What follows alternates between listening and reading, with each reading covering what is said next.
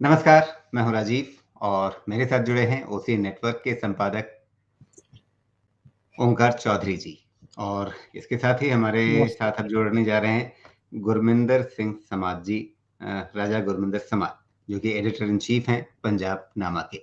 आप दोनों का बहुत-बहुत स्वागत है और यहाँ अब मतदान से कुछ घंटे ही बाकी रह गए हैं।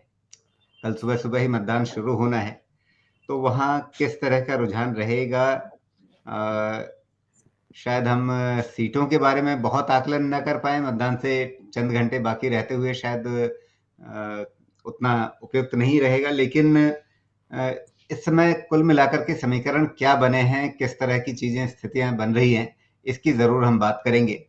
राजा गुरमिंदर समाज जी, शुरुआत आपके साथ ही करना चाहूँगा। आप बिल्कुल पंजाब की धरती में बैठे हैं और वहाँ से चीज़ों को देख समझ रहे हैं। आपकी नज़र में अभी ये जो बहुकोणीय मुकाबला है, ट्रायंगुलर भी नहीं कह सकते हैं इसको, मतलब 4 कोण, 5 कोण कितने बन चुके हैं पता नहीं। कैसी तस्वीर लग रही है आपको? बहुत शुक्रिया राजीव जी, पहले तो देश मंथन में मुझे जोड़ने के लिए। और अभी जो सवाल है कि बहुकोणीय, पांच कोणीय, पंजाब वैसे भी 5 पानियों की धरती है और मुकाबला जी। भी 5 कोणीय होगा है। किसान समाज मोर्चा आने के बाद ये पूरे का पूरा मुकाबला 5 कोणीय है गया। भाजपा, कैप्टन अमरिंदर सिंह की पंजाब लोक कांग्रेस, सुखदेव सिंह ढींडसा की अकाली दल संयुक्त, ये एक अलग टीम बन गई। अकाली दल बादल और बहुजन समाज पार्टी एक टीम बन गई। कांग्रेस अपने खेमे के साथ अकेली लगी हुई और आम आदमी पार्टी भी अकेली लगी है। तो 5 कोणीय मुकाबला, इनसे पहले ये कभी नहीं हुआ। सन 66 के बाद जब से पंजाब की डिवीजन हुई है, हरियाणा उसमें से पैदा हुआ है और हिमाचल पहले यूटी बना, बाद में स्टेट में बने। तो उसके बाद ये पहली बार ऐसा हो रहा है कि पंजाब में 5 कोणीय मुकाबला देखने को मिला। हालांकि उसके बाद कभी भी हंग असेंबली पंजाब की नहीं आई। 67, 68, 69 वो तब रहा जब थोड़ी थोड़ी देर के बाद जब प्रकाश सिंह बादल सियासत की तस्वीर में आते हैं, तब कांग्रेस, अकाली दल, ये तोड़ने की राजनीति, जोड़ने की राजनीति चली। कांग्रेस की सपोर्ट से भी सरकारें चली, फिर टूट गई, फिर अकाली दल की सरकार चली। उसके बाद पंजाब ने कभी भी हंग असेंबली कभी नहीं देखी।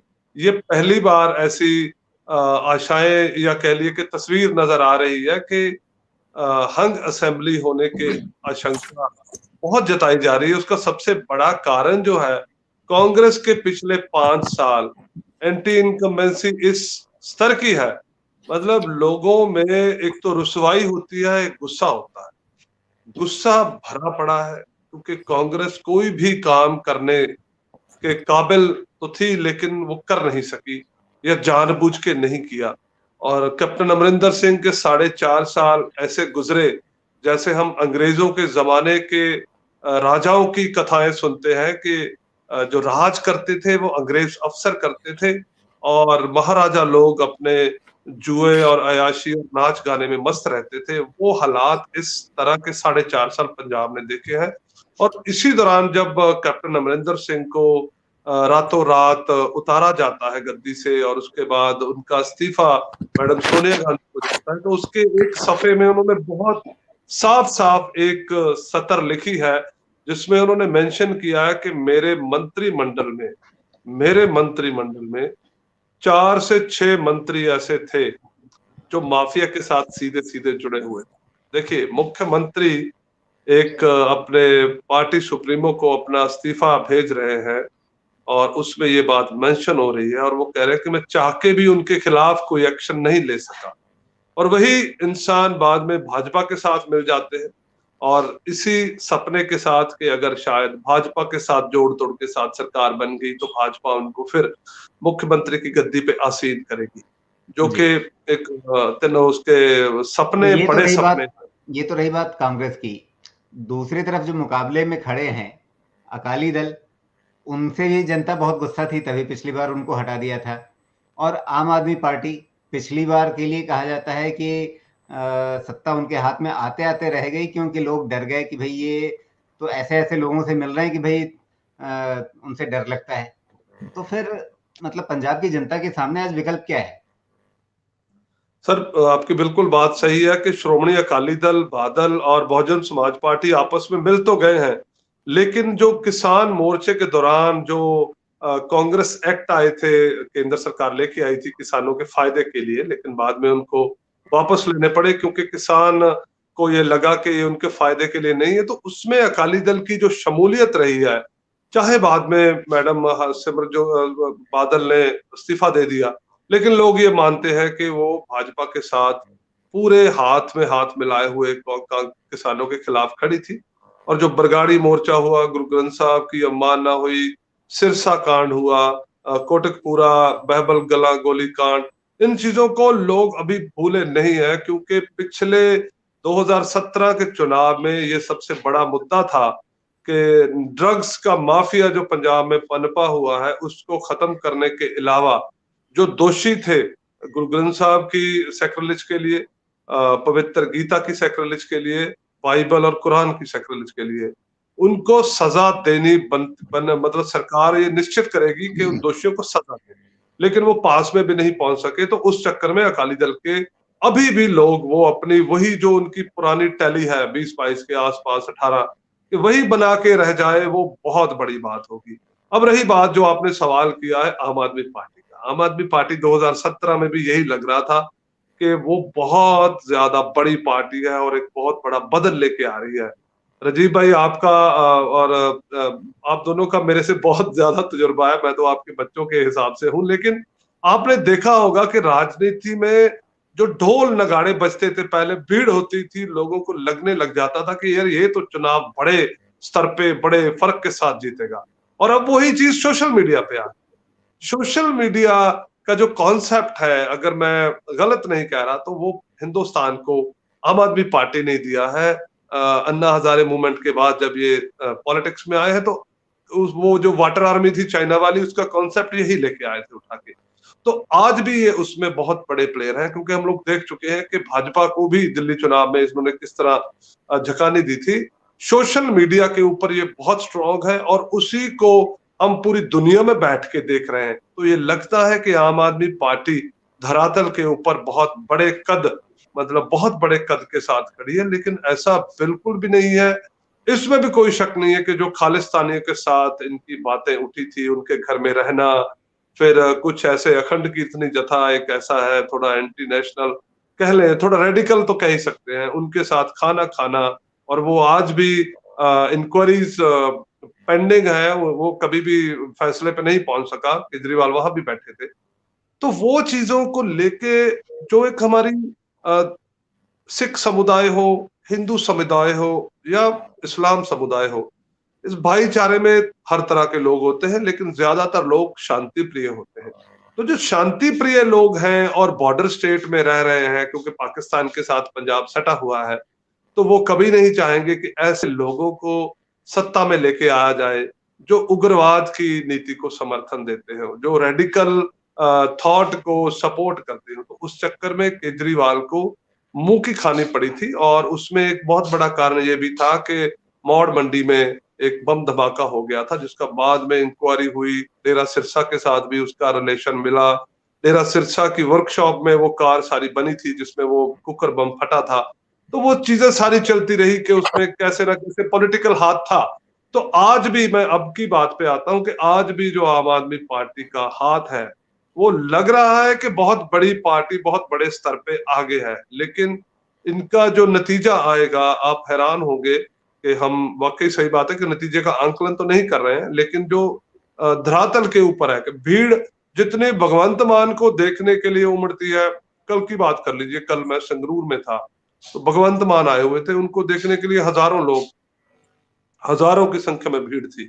लेकिन जब सुखबीर बादल 2 दिन पहले आके गए थे तो यही भीड़, वही लोग उसको भी देखने पहुंचे थे। तो हम क्या आंकलन करें कि वो भीड़ किसका समर्थन कर रही है, सुखबीर सिंह बादल का या भगवंत मान का? क्योंकि सभी के सभी वही लोग जो कोरोना में घरों में दबे बैठे थे, वो भी थोड़ा घरों से बाहर निकल रहे हैं, उनको एंटरटेन के लिए कोई उनका साधन नहीं है, वो इनको देख के थोड़ा मन बहला रहे हैं। और एक और आंकलन एक चलन चल पड़ा है हिंदुस्तान में, हर एक ने सेल्फी लेनी है, हर लीडर के साथ सेल्फी खिंचानी है, हर एक ने लाइव कैमरा करना है, फेसबुक पे पेज लाइव डालना है। ये सारी चीजें फायदा ये लग रहा है कि आम आदमी पार्टी बहुत बड़ी पार्टी है, जबकि इसमें उतनी ही सच्चाई है जितनी इनके 2017 के नतीजों में थी। भाई साहब जी बिल्कुल, आपने एक मोटी मोटी तस्वीर खींच दी है। ओंकार चौधरी जी, पंजाब में आपका अपना सूचना तंत्र भी बहुत फैला हुआ है, क्योंकि वहां पर आपने लंबा समय गुजारा है अपने अखबार के संपादक के रूप में, और आज भी आप अपने उन संपर्क सूत्रों से लगातार जुड़े हुए हैं जिनसे आप ताजा हाल, सूरत हाल देखते रहते हैं, समझते रहते हैं पंजाब का। आपकी नजर में मतदान से चंद घंटों पहले की तस्वीर क्या है? देखिए, कांग्रेस ने बहुत चालाकियां की थी सरकार को बचाए रखने के लिए, एंटी इनकम्बेंसी फैक्टर की काट के लिए, कि जो नाराजगियां उनसे हैं, जिसका जिक्र अभी अभी गुरमिंदर जी ने भी किया है, कि एंटी इनकम्बेंसी सिर चढ़ करके बोल रही है। और ऐसा नहीं है कि कैप्टन अमरिंदर सिंह से लोगों की नाराजगियां नहीं थी, उनसे भी नाराजगी थी, क्योंकि जो जो वायदे किए गए थे वो सब तो पूरे किए नहीं गए हैं।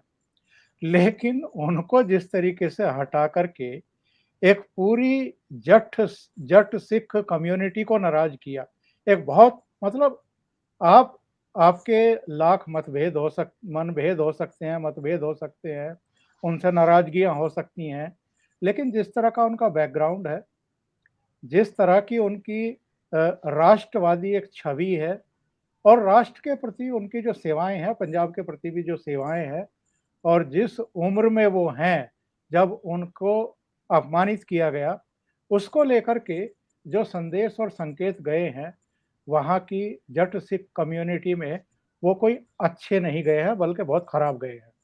दूसरी बात यह है कि अमरिंदर सिंह को रिप्लेस करने के लिए आप किसको लेकर के आए?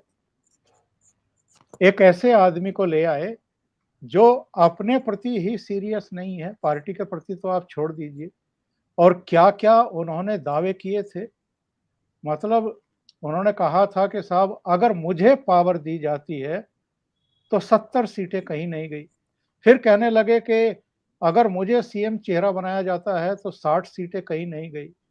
फिर कहने लगे जब नहीं बनाया गया कि 60 एमएलए तो जिता के लाओ, सरकार तो तभी बनेगी। और आज नौबत क्या आ गई है?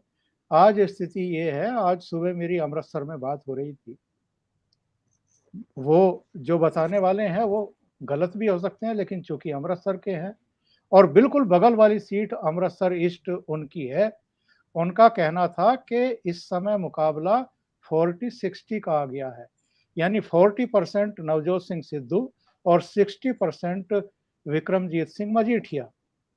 तो ये हालत है। नवजोत सिद्धू अगर अमृतसर ईस्ट की सीट भी हार जाए तो किसी को आश्चर्य नहीं होना चाहिए।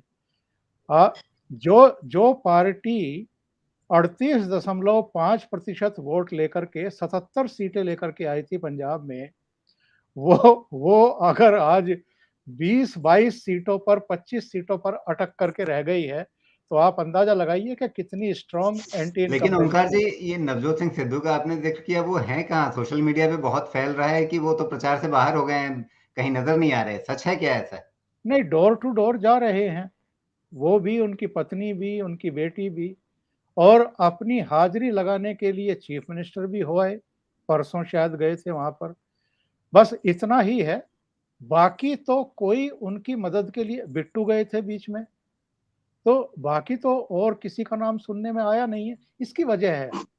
इसकी वजह ये है कि नवजोत सिंह सिद्धू जो पॉलिटिक्स का बेसिक फंडा है, उसी को अमल में लाते हुए दिखाई नहीं दिए। देखिए, राजनीति में अगर आपको आगे बढ़ना है तो आप अपने दुश्मनों की संख्या कम करिए, दोस्तों की संख्या बढ़ाते जाइए। सबको साथ लेकर के अगर आप नहीं चल सकते हैं तो आप राजनीति में कभी सफल नहीं हो सकते हैं। उन्होंने तो इतने मोर्चे खोल लिए कांग्रेस के भीतर ही कि सबसे गले मिलते हैं और सबकी पीठ में छुरा घोंपते हैं। भाई, जो जो रणधावा, जो चन्नी और जो दूसरी लीडरशिप उनके साथ थी कैप्टन अमरिंदर सिंह को हटाने की मुहिम में, उनमें से कौन आज इनके साथ खड़ा हुआ है? सुनील जाखड़ तो कभी इनके यार नहीं हो सकते, क्योंकि सुनील जाखड़ की पोजीशन इन्होंने ग्रैब की है। दूसरे, चन्नी को मुख्यमंत्री बना दिया, चन्नी इनका दोस्त नहीं रह गया, खत्म, उसी समय खत्म। फिर रणधावा, जिनको गृह मंत्री बनाया, उनको ये गृह मंत्री का पद देने को राजी नहीं थे, उनकी मुखालफत कर रहे थे, रणधावा इनके खिलाफ। मतलब एक नाम कोई ऐसा नहीं है। प्रगट सिंह कभी हुआ करते थे, प्रगट सिंह का नाम भी अब नहीं आ रहा है। तो कोई ऐसा नहीं छोड़ा। और 10 जनपद जिसके कंधों पर सवार होकर के ये प्रदेश अध्यक्ष बने थे, उनके बारे में भी कहने लगे कि अगर मुझे पावर नहीं दी गई तो ईंट से ईंट बजा दूंगा। इसके अलावा कहा कि साहब मुख्यमंत्री जो है वो दिल्ली तय नहीं करेगा, पंजाब तय करेगा। मतलब किसको छोड़ा नवजोत सिंह सिद्धू ने। और आज हालत ये है कि चाहे अकाली दल हो, चाहे आम आदमी पार्टी हो, चाहे चरणजीत सिंह चन्नी का पूरा खेमा हो, शासन प्रशासन हो, या जो आपके किसान संगठनों का समाज मोर्चा मैदान में है वो हो, भारतीय जनता पार्टी और कैप्टन अमरिंदर सिंह ने तो घोषणा ही कर रखी है कि इनको जीतने नहीं दूंगा और मुख्यमंत्री नहीं बनने दूंगा। तो ऐसा एक भी फिरका नहीं है जो नवजोत सिंह सिद्धू को अमृतसर ईस्ट की सीट पर जीतते हुए देखना चाहता हो। हर आदमी उसको हराना चाहता है और हिसाब किताब बराबर करना चाहता है, आगे पीछे के जितने भी हैं। तो वहां बहुत बुरी तरीके से फंस गए हैं। जी, लेकिन ये तो रही बात सिद्धू की, लेकिन आम आदमी पार्टी जिसके बारे में एक हवा बन गई, मतलब पंजाब में हवा थोड़ी बदलती रही है। शुरुआत में लग रहा था जैसे कांग्रेस बहुत आराम से जीतने वाली है, वापस कमबैक करने वाली है, कोई दिक्कत है ही नहीं। फिर एकदम से हवा बन गई जैसे आम आदमी पार्टी बहुत आगे चल रही है। अब फिर कुमार विश्वास ने एक बम फोड़ दिया, कोई नई बात नहीं बोली है। 2017 में वही सब बातें जो हैं वो अखबारों में छप चुकी हैं, 2017 के चुनाव के आसपास में। तो उन्हीं बातों पर एक तरह से कुमार विश्वास ने मुहर लगा दी कि हाँ, ऐसा था, वो मिल रहे थे लोगों से, या उनके मन में अपना एक सपना था कि मैं प्रधानमंत्री वो एक स्वतंत्र देश का प्रधानमंत्री बनने वाली कुमार विश्वास ने बात जोड़ दी। लेकिन उनके मन में एक और बात भी जोड़ चल रही थी कि मैं एक स्वतंत्र सूबे का मुख्यमंत्री बन जाऊंगा। स्वतंत्र सूबे का मुख्यमंत्री मतलब क्या हुआ, ये कुमार विश्वास ही ज्यादा बेहतर बता सकते हैं। तो ये सब बातें बोल करके क्या कुमार विश्वास ने मतलब आम आदमी पार्टी की एकदम बहुत तेजी से बढ़ती हुई गाड़ी के टायर में गोली मार दी है, पंचर कर दिया है? एक्चुअल में राजीव जी, मुझे लगता ये है कि इनकी बहुत तेज गति से बढ़ती हुई गाड़ी मीडिया में ज्यादा दिखाई देती है। धरातल पर, जमीन पर वो उतनी तेज गति से बढ़ नहीं रही है। हम 2017 के ही आंकड़े मेरे सामने हैं इस समय। कांग्रेस भी 117 सीटों पर लड़ी थी, 77 सीटें जीती थी 38.5% वोटों के साथ में। आम आदमी पार्टी भी 177 सीटों पर लड़ी थी, 20 जीती थी और इनका वोट ऑफ परसेंटेज था 23.7%। लेकिन अकाली दल का वोट ऑफ परसेंटेज था 25.2%। इनकी सीटें 20 आई, अकाली दल की 15 आई। यानी अकाली दल ऐसी हालत में भी, जबकि 10 साल की स्ट्रॉन्ग एंटी इनकम्बेंसी थी, strong anti incumbency, Sukhbir Badal को लेकर के बहुत बड़ी नाराजगी लोगों में थी, तब भी 25% वोट तो उनको मिला था। और अब तो 5 साल से वो बाहर हैं। हालांकि बीच में पूरा प्रोपेगेंडा किया गया, एक हवा बनाई गई उनके बारे में कि साहब जो 3 कृषि कानून बने थे उस समय हरसिमरत कौर कैबिनेट में थी, उनकी सहमति से ही बने थे, तमाम चीजें हैं। लेकिन अभी भी मैं यही मानता हूं कि अगर कांग्रेस 20, 22, 25 पर आ रही है और आम आदमी पार्टी जितने भी घोड़े दौड़ा सकती है वो दौड़ा रही है, इसके बावजूद अकाली दल वहां एक सम्मानजनक स्कोर कर सकता है। जो नुकसान कांग्रेस को होगा उसका बेनिफिशियरी अकाली दल बन सकता है। हालांकि उसने बड़ी गलती की है इस बार, भारतीय जनता पार्टी से अपना दामन छुड़ा करके। लेकिन भारतीय जनता पार्टी की टॉप लीडरशिप भी कहीं ना कहीं इनसे पिंड छुड़ाने के बारे में सोच ही रही थी। अच्छा ये हुआ कि इन्होंने खुद ही दामन झटक दिया। लेकिन जो लोग और जो सर्वे अब तक हुए हैं उनमें अगर कैप्टन अमरिंदर सिंह को भारतीय जनता पार्टी और सुखदेव सिंह ढींढसा के अकाली दल के गठबंधन को इतने हल्के में लेकर के चल रहा है, वो एक छुपा रुस्तम गठबंधन हो सकता है।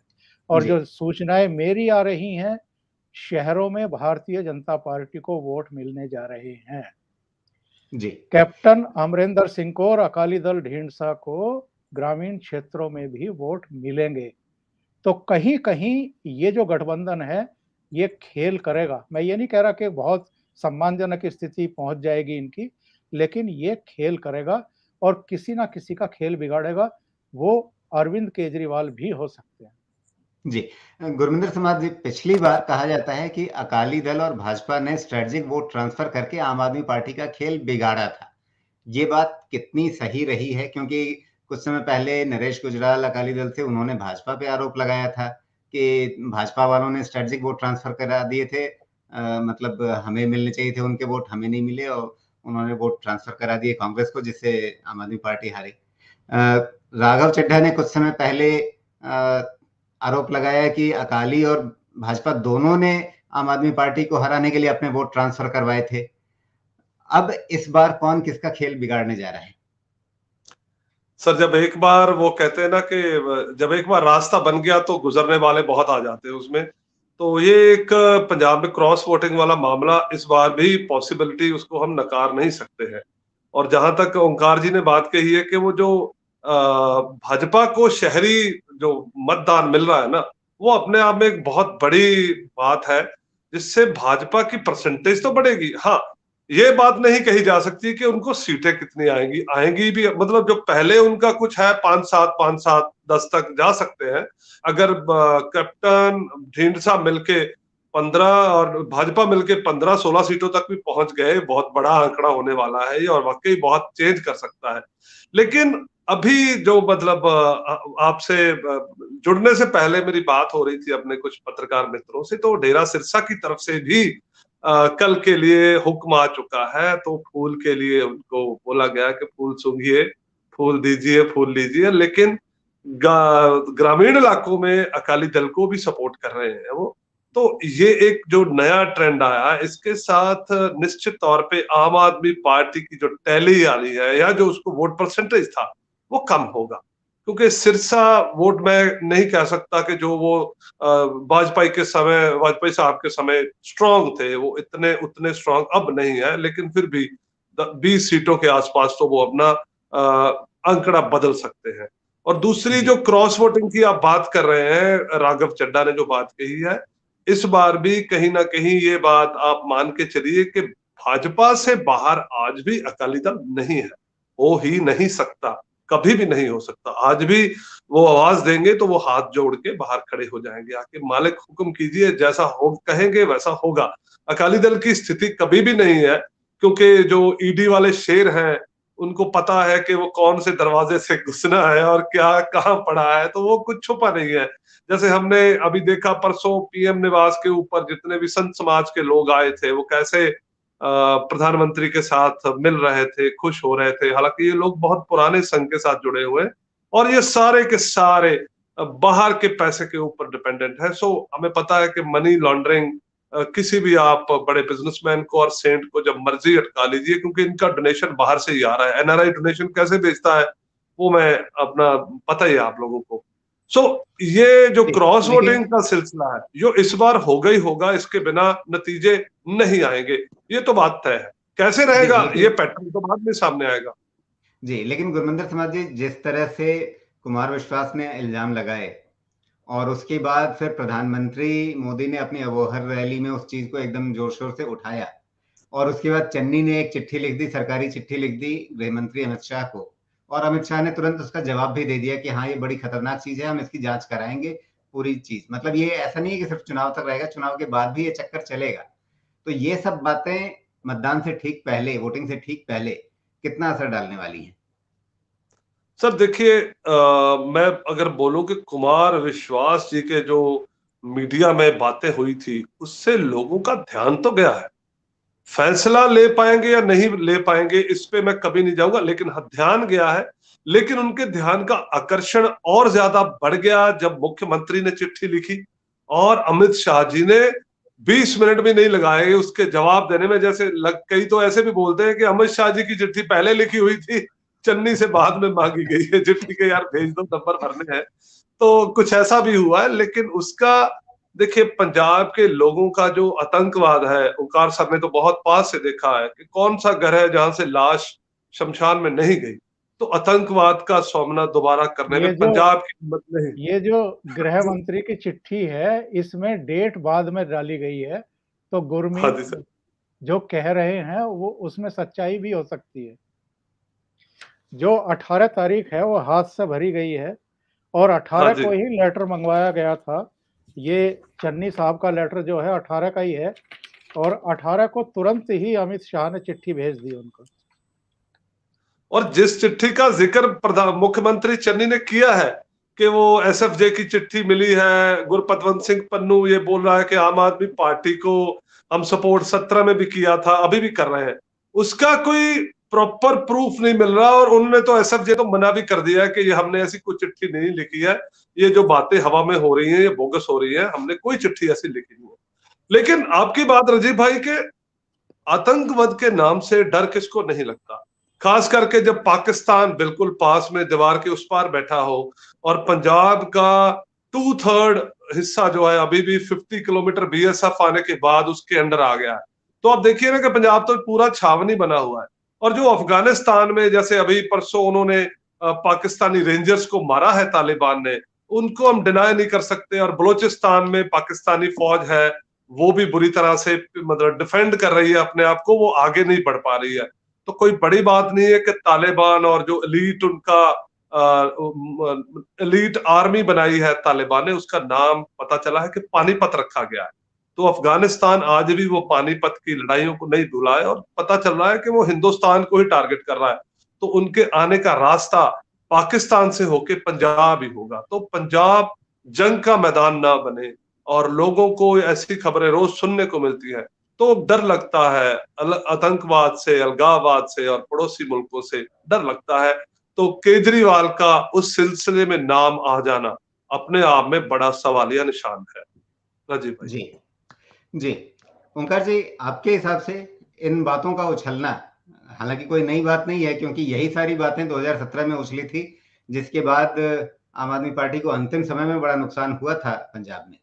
क्योंकि लोग, जो डर आज है वही डर 2017 में भी था कि भाई अगर ऐसे लोगों से मिल रहे हैं, और वो कोई दबी छिपी बात रह नहीं गई थी, अखबारों में सब कुछ छपा था, और अंदर की बातें अब उनके तमाम साथी लोग बता रहे हैं, कभी अलका लांबा बता रही हैं, कभी कुमार विश्वास बता रहे हैं, कभी कोई और, जो उनसे दूर जा चुके हैं वैसे तमाम लोग अब कुछ अपनी जुबान खोल रहे हैं कि हाँ, मतलब ये ऐसा नहीं है कि बस सिर्फ धुआं ही धुआं है और कहीं आग थी ही नहीं। तो वैसे में कितना असर पड़ा है इन बातों का आपके हिसाब से, ओंकार जी?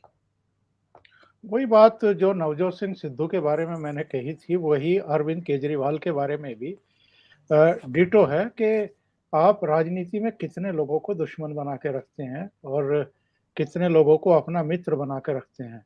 अरविंद केजरीवाल के साथ आम आदमी पार्टी का गठन करने वालों में जो शुरुआती लोग थे, जो उनकी प्रेस कॉन्फ्रेंस में भी बैठते थे, उनमें शांति भूषण के बेटे प्रशांत भूषण, योगेंद्र यादव और कुमार विश्वास से लेकर के कई चेहरे थे। कहाँ हैं आज वो सब? तो सबको इन्होंने एक तरीके से अपमानित किया है, अपमानित करके अलग थलग किया है। क्यों किया है? उनको पता था कि अगर मैं कुमार विश्वास को राज्यसभा में भेजूंगा तो उनके 2-3 भाषण ही उनको स्थापित करने के लिए लीडर के तौर पर, और इनको पूरी तरीके से मतलब शून्य कर देने के लिए काफ़ी होंगे। तो डर के मारे उनको राज्यसभा में नहीं भेजा और 2 पैसे वालों को भेज दिया, एक संजय सिंह को भेज दिया। तो उसके बाद से मतलब चाहे आपके कुमार विश्वास हो, अलका लांबा हो, गुल पनाग हो, जिन्होंने ये खुलासे किए हैं। और एक और, शायद आप कभी उनके साथ जुड़े कि नहीं जुड़े मेरे चैनल पर, एक मुनीस रायजादा हैं जो शिकागो में प्रैक्टिस करते हैं। उन्होंने एक पूरी लंबी फिल्म बनाई थी और उसमें बाकायदा कई इंटरव्यूज उनके पुराने साथियों के, अरविंद केजरीवाल के पुराने साथियों के डाले गए थे। उसी इंटरव्यू में एक्चुअल में कुमार विश्वास ने ये खुलासा किया था कि साहब किस तरीके से ये पंजाब का मुख्यमंत्री बनना चाहते थे। और 2017 में जो ये चीजें बाहर आई थी, उसी के मतलब आलोक में हम ये सारी चर्चा कर रहे हैं, जो अब नए सिरे से ये चीजें सामने आनी शुरू हुई हैं। उस समय ये चीज नहीं आई थी कि जो आतंकवादी संगठनों से जुड़े हुए लोग हैं या उनके सहानुभूति रखने वाले लोग हैं, वो इनसे आकर के मिलते थे। हाँ, उनका सहयोग किसी ना किसी रूप में लिया जा रहा है, ये बातें आई थी। लेकिन अब तो कुमार विश्वास सीधे चुनौती दे रहे हैं कि आप सामने आइए, बैठ करके जरा बातें करिए, मैं आपको बताता हूँ। और कल जो उन्होंने एएनआई को अपनी बाइट दी है, उसमें तो उन्होंने कह दिया है कि अगर ये नहीं बताएंगे तो मैं बताऊंगा कि इनके घर में कौन कौन बैठा हुआ था। और जो मोगा वाले एक एनआरआई के कोठी में ये रुके थे 2017 में, वो तो तब अखबारों में भी चीजें छपी थी, तमाम चीजें सामने आई थी। ये पूरी तरीके से बैकफुट पर आ गए हैं और इनको इस बात का पूरा पूरा खतरा हो रहा है। इसीलिए बार बार स्कूलों की बात करेंगे, अस्पतालों की बात करेंगे, फ्लाईओवर्स की बात करेंगे, जल पहुंचाने की बात करेंगे, लेकिन जो मूल सवाल पूछा जा रहा है उसका जवाब नहीं दे रहे हैं। इनको इस बात का खतरा है कि शहरी क्षेत्रों में भी जो जो वोटर इनके बारे में सोच रहे थे कि इनको इस बार मौका दे दिया जाए, कहीं इस खुलासे से वो छिटक ना जाए। खास तौर से जो हिंदू वोटर हैं वो ना छिटक जाए। और जो सिख भी हैं, उनमें मोर देन 98-99% लोग शांति के पक्षधर हैं। उन्होंने बहुत कुछ भोगा है, अपनों को मरते हुए देखा है, जो अर्थव्यवस्था थी पंजाब की उसको तबाह होते हुए देखा है। वो काले दिन देखे हैं जिनसे कोई दोबारा गुजरना नहीं चाहता है। वो सब भी ऐसे लोगों को बिल्कुल पसंद नहीं करते हैं जो चरमपंथियों से, उग्रपंथियों से, अलगाववादियों से अपने रिश्ते रखते हों या किसी भी रूप में उनसे सहयोग लेते हों। तो इसका एक बड़ा खतरा उनको दिखाई दे रहा है अरविंद केजरीवाल को। और यही वजह है कि अब उन्होंने प्रयास किए हैं कि कम से कम जो मेन स्ट्रीम का मीडिया है, जिसको वो लगातार विज्ञापनों से नवाजते रहे हैं, उनमें ये चीजें ज्यादा ना उछलें, ज्यादा बयान या इन पर ज्यादा डिस्कशन ना हो। इसीलिए आप देख भी रहे होंगे जो मेन स्ट्रीम का मीडिया है, आम तौर पर इस पर चर्चा करने से कतरा रहा है या बचने की कोशिश कर रहा है। गुरमिंदर जी, सर आप जी आपका क्या कहना? ओंकार सर, अभी आपकी बात सही है। अभी क्या हुआ था, मैंने भी परसों उनको डाला था कि हम आपकी दो चीजों के ऊपर डिस्कशन करना चाह रहे हैं कि एक तो जो आपकी एक्साइज पॉलिसी दिल्ली में आई है उसके ऊपर बात करनी है, और एक जो पंजाब के जो पानियों का मुद्दा है उस पर आम आदमी का स्टैंड क्या है उस पर बात करनी है। तो आप हमें एक पैनलिस्ट दे दीजिए जो आम आदमी पार्टी को डिफेंड कर सके। उन्होंने मतलब मेरे बार बार आग्रह करने के ऊपर भी मुझे वो पैनलिस्ट नहीं दिया। आपकी बात सही है, वो भाग रहे हैं। और ये बातें अभी जो माफिया को लेके केजरीवाल साहब का जो उग्र रुख था अभी, लेकिन जो उन्होंने दिल्ली में एक्साइज पॉलिसी बनाई है तो पता चल रहा है कि पोंटी चड्डा ग्रुप ही आ रहा है और दीप मल्होत्रा फरीदकोट वाले आ रहे हैं। तो कहीं ना कहीं से तभी पंजाब के चुनाव इतने बड़े पैमाने पे बड़े पैसे के साथ लड़े जा रहे हैं।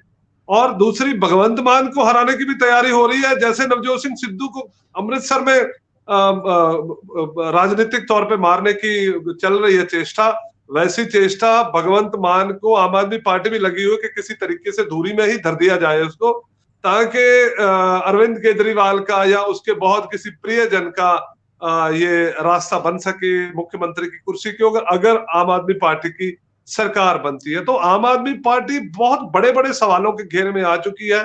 तो उसमें सिर्फ कुमार विश्वास एक बड़ा मुद्दा नहीं रह जाते, वो 360 डिग्री में 10-20 डिग्री कवर कर रहे हैं और बहुत कुछ आ गया है जिसको इग्नोर किए ही नहीं जा सकता।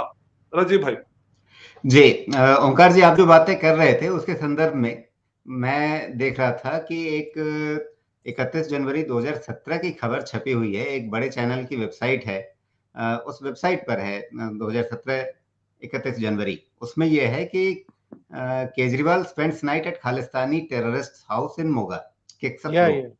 जी जी। तो इसमें यह खबर है कि Aam Aadmi Party chief and Delhi CM Arvind Kejriwal on Saturday night stayed at Khalistan commando force KCF militant Gurinder Singh's residence in Moga, kicking off a political row in Punjab where assembly polls will be held on February 4। यानी उस समय चुनाव से 4 दिन पहले प्रधान ये केजरीवाल साहब जो हैं वो एक घोषित आतंकवादी, मतलब खालिस्तान कमांडो फोर्स का जो एक आतंकवादी रहा है, उसके निवास पर जाकर के रात में रुकते हैं। तो ये चीज जो है वो क्या संकेत देती थी, और उसमें ये चीज छिपी नहीं रह सकी, उस समय खबरों में आई भी। तो आज वही सारी बातें फिर से उठ करके सामने आ रही हैं, और ऐसा भी नहीं लग रहा कि 2017 से कोई सबक लेकर के आम आदमी पार्टी ने उन लोगों से दूरी बना ली हो, क्योंकि अभी भी ऐसा दिखता है कि वो कहीं ना कहीं उन तबकों का समर्थन हासिल करने की कोशिश में लगातार लगे रहे हैं। ये एक्चुअल में डेस्परेट हैं, किसी भी तरीके से किसी एक राज्य की पुलिस इनके हाथ में आ जाए, और पंजाब इनको वो राज्य एक्चुअल में दिखाई दे रहा है कि पंजाब के लोग जो हैं इनको पंजाब की पुलिस इनके हाथ में दे सकते हैं, क्योंकि दिल्ली की पुलिस लेने की पूरी कोशिश की थी। जब दिल्ली की पुलिस इनके हाथ में नहीं आई, इनको पता लगा कि नहीं ये तो होम मिनिस्ट्री के तहत काम करती है, फिर इन्होंने एसीबी को हाथ में लेने की कोशिश की, वो भी कोर्ट में जाकर के इन्होंने मुक्की खाई, वो भी नहीं मिली। अब ये हर हालत में किसी एक सूबे की पुलिस को हाथ में लेना चाहते हैं। अब पता नहीं पुलिस हाथ में लेकर के किसी का क्या उखाड़ लेंगे ये, क्योंकि पुलिस भी एक सीमा तक ही अपने आकाओं की बात सुनती है।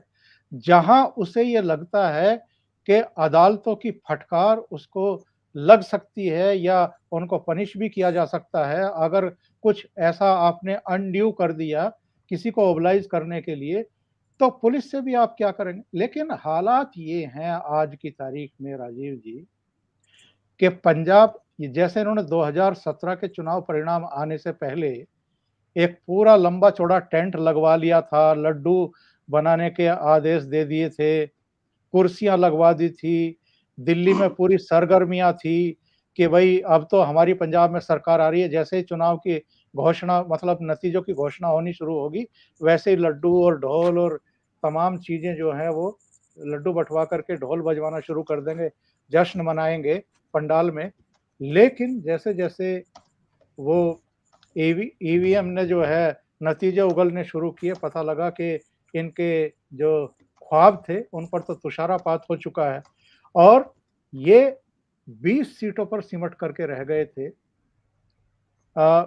कांग्रेस 2/3 सीटें लेकर के जो है सत्ता में आ गई थी, because of captain Amarinder Singh जैसा चेहरा, जिसने अकालियों को एक तरीके से सत्ता से उखाड़ करके फेंक दिया था। और 10 साल की एंटी इनकम्बेंसी बहुत बड़ी होती है, और खास तौर से पिता पुत्र की जो सरकार जिस तरीके से वो चल रही थी, जिस तरह के कारनामे कर रही थी, उसमें तो वो और भी स्ट्रांग हुई, और उसी का नतीजा रहा कि वो केवल 15 सीटों पर सिमट करके रह गए, और जो उनकी सहयोगी थी भारतीय जनता पार्टी, वो तो 3 पर सिमट करके खत्म हो गई थी।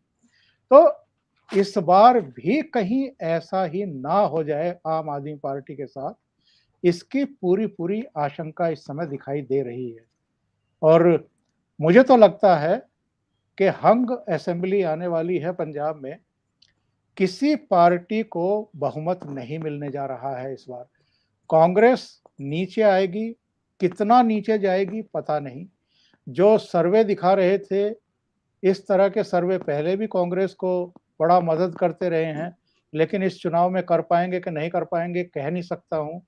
आम आदमी पार्टी कितना बढ़ेगी, और जो मीडिया में हवा के घोड़े पर इनको बैठा करके आगे दिखाया जा रहा है, सर्वे में भी दिखाया जा रहा है कि इनको 59 सीटें तक मिल सकती हैं, आई डाउट। मुझे लगता है जितनी कंट्रोवर्सीज हैं, जितने इनके कच्चे चिट्ठे खुल कर के सामने आ रहे हैं, उनका सीधा सीधा असर पड़ने वाला है वहां पर। और मुझे नहीं लगता कि जो ख्वाब है अरविंद केजरीवाल का वो पूरा होने वाला है। जी, तो यहाँ पर इसी मामले में जी, अभी आपके पास ही आ रहा हूँ गुरविंदर जी। जो सवाल है पंजाब की पहेली का, वही सवाल मैंने अपने फेसबुक अकाउंट पर रखा था, और जिस तरह की प्रतिक्रियाएं लोगों की आ रही हैं वो आप लोगों के सामने पढ़ करके सुनाता हूँ। कि एक सज्जन कह रहे हैं कि पिछले 5 दिन से ही बहुत बदलाव हो चुका है। यहाँ अगली एक टिप्पणी है कि पूर्ण बहुमत किसी भी पार्टी को नहीं मिलेगा, 10 मार्च को नए समीकरण बनेंगे। एक सज्जन कह रहे हैं कि त्रिशंकु करवा दिया मोदी जी ने। एक भाई साहब बोल रहे हैं कि कुछ भी हो केजरीवाल नहीं आना चाहिए। एक सज्जन बता रहे हैं कि बीजेपी को 29 सीट आ जाएगी पंजाब में, बहुत आशावादी हैं। एक सज्जन कह रहे हैं कि अकाली भाजपा कैप्टन की मिली-जुली सरकार बनने की संभावना है। ये दिलचस्प टिप्पणी है, इस पर नजर रखने की जरूरत होगी, और आप दोनों की टिप्पणी भी मैं इस पर चाहूंगा कि अकाली भाजपा कैप्टन की मिली-जुली सरकार बन सकती है, जिसकी अधिक सीटें होंगी उसका मुख्यमंत्री बनेगा। एक सज्जन कह रहे हैं कैप्टन को नजरअंदाज ना किया जाए, चुप्पा आदमी है, चुप्पा को नेगेटिव अर्थ में ना लिया जाए, मतलब कम बोलने वाले, और परिणाम जबरदस्त लाते हैं। एक टिप्पणी है अनसर्टेनिटी। अगली टिप्पणी है त्रिशंकु विधानसभा आ रही है, पर भाजपा ने पिछले कुछ दिनों में काफी हद तक कवर किया है। ऐसी एक टिप्पणी है कि लास्ट ओवर में मोदी जी ने कुछ बाउंड्री लगाई है, पर जीत नहीं होगी। अगली टिप्पणी है पंजाब का परिणाम या तो चौंकाने वाला होगा, या नहीं तो न खुद खाएंगे न तुम्हें खाने देंगे। अब न खाएंगे न खाने देंगे, ये किसका नारा है, ये तो सबको पता है। अब अगली टिप्पणी है कि केजरीवाल की हार देखना चाहते हैं। एक और टिप्पणी है, कह रहे हैं कि लास्ट के ओवरों में मोदी जी ने बहुत बढ़िया खेला है। और एक टिप्पणी है आप बहुत चोट पहुंचा रहा है। अब किसको चोट पहुंचा रहा है, ये सब बातें हैं, ये सब जनता के मन में जो कुछ चल रहा है वो सब मैंने आपके सामने रखा। गुरविंदर जी, एक सवाल और साथ में जुड़ता है कि मतलब ऐसा नहीं है कि ये जो 4 बड़े खेमे दिख रहे हैं वही है, मतलब उसमें डेरा सच्चा सौदा का भी एक फैक्टर आता है, किसान मोर्चा का भी एक फैक्टर आता है। ये लोग कहाँ कितना असर डाल रहे हैं, किसको फायदा दिला रहे हैं, किसको नुकसान पहुंचा रहे हैं? राजीव जी, मैं आपको अगर बात बताऊं, ओंकार जी तो उनसे मिले भी होंगे, सिमरनजीत सिंह मान से। वो इस बार अमरगढ़ सीट से खड़े हैं। जी, अमरगढ़ सीट का ये हाल है कि गांव-गांव में उनके हक में सर कैंडल मार्च हो रहा है, और लोग कस्में खा रहे हैं कि अगर सिमरनजीत सिंह मान अगर यहाँ से हार के चले गए तो इस सीट के लिए वो एक बदनुमा दाग होगा। तो इस हिसाब से एक दो जो किसान मोर्चा, समाज मोर्चा का कैंडिडेट है, वो भी उनकी सपोर्ट में बैठ गया, और भी जितने इंडिपेंडेंट